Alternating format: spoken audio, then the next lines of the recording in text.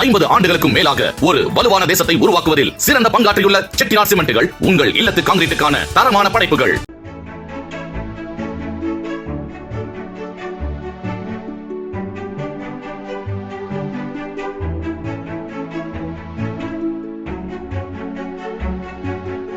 நம் நாடு சுதந்திரம் அடைந்த பிறகு மன்னராட்சி ஒழிக்கப்பட்டாலும் இன்னும் கூட நாங்க ராஜ பரம்பரை, மன்னர் பரம்பரை என மன்னர்களும் இளவரசர்களும் இருந்து கொண்டுதான் இருக்கிறார்கள். சிவகார்த்திகேயன் நடித்த சீமராஜா, பிரபு சாலமனின் கயல் என பல படங்களில் மன்னர் பரம்பரையினர் குறித்து நகைச்சுவையாகவும் காண்பிக்கப்பட்டிருக்கிறது. அவர்களுக்கு எந்த அதிகாரமும் இல்லை என்றாலும் கௌரவத்திற்காக அந்த பதவியில் இருந்து வருகிறார்கள். இந்நிலையில் மத்திய பிரதேசத்தை சேர்ந்தவரும் மத்திய அமைச்சருமான ஜோதிராதித்ய சிந்தியாவும் அரச பரம்பரையில் வந்தவர் என கூறப்படுகிறது. அதாவது அவரது தந்தை மாதவ்ராவ் சிந்தியா காங்கிரஸ் கட்சியில் இருந்தார். ஆனால் ஜோதிராதித்ய சிந்தியா பாஜகவில் இணைந்தும் தற்போது மத்திய அமைச்சராக உள்ளார். இவரது மகன் மகா ஆரியமான் சிந்தியா தனது தந்தைக்கு 13 வயதிலிருந்தே தேர்தல் பிரச்சாரங்களில் ஈடுபட்டு வருகிறார். குவாலியர் இளவரசராக பார்க்கப்படும் மகா ஆரியமான் சிந்தியா 150 ஆண்டுகள் பழமையான ஜெய்விலாஸ் அரண்மனையில் வசித்து வருகிறார்.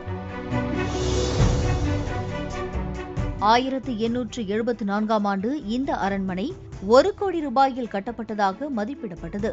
இதில் 400 அறைகள் உள்ளன. ஆனால் அரண்மனையின் இன்றைய மதிப்பு 4000 கோடி ரூபாயாகும். அரண்மனையின் உள்பகுதி 560 கிலோ தங்கத்தால் அலங்கரிக்கப்பட்டிருப்பதாக கூறப்படுகிறது.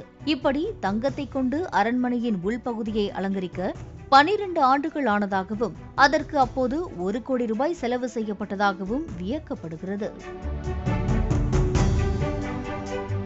அரண்மனையில் இருக்கும் தர்பார் ஹாலின் மைய பகுதியில் இருக்கும் அலங்கார விளக்கு மிகவும் பிரபலமானது. இது உலகத்திலேயே மிகப்பெரிய விளக்கு என பிரமிக்கப்படுகிறது. இந்த விளக்கை பார்ப்பதற்காகவே பலரும் வந்து செல்கின்றனர். அரண்மனை சாப்பாட்டு அறை மிகவும் அழகாக வடிவமைக்கப்பட்டுள்ளது. சாப்பாடுகளை எடுத்துச் செல்ல ஒரு மினி ரயிலே வலம் வருகிறது என மேலும் ஆச்சரியமூட்டுகிறார்கள். இந்த அளவுக்கு ஆடம்பரமான பங்களாவில் வாழ்ந்தாலும் இளவரசர் மகா ஆரியமான் சிந்தியா ஆப் மூலம் காய்கறிகள் மற்றும் பழங்களை விற்பனை செய்து வருகிறார். அரச குடும்பத்தில் பிறந்துவிட்டு காய்கறி வியாபாரம் செய்கிறீர்களே என உசுப்பேற்றி உடம்பை ரணகளமாக்கினாலும் அது பற்றியெல்லாம் கவலைப்படாமல் தனது காய்கனி விற்பனையை அதிகப்படுத்திக் கொண்டே இருக்கிறார் மகா ஆரியமான் சிந்தியா. மை மண்டி என தொடங்கியிருக்கும் அவரது மொபைல் செயலிக்கு மக்கள் மத்தியில் ஆதரவு கிடைத்திருப்பதாகவும் கூறப்படுகிறது.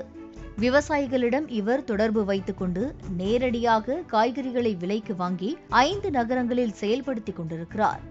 இவரது செயல்பாடுகளை பார்த்து ரத்தன் டாடாவே அவரது கம்பெனியில் முதலீடு செய்ததாகவும் கூறப்படுகிறது.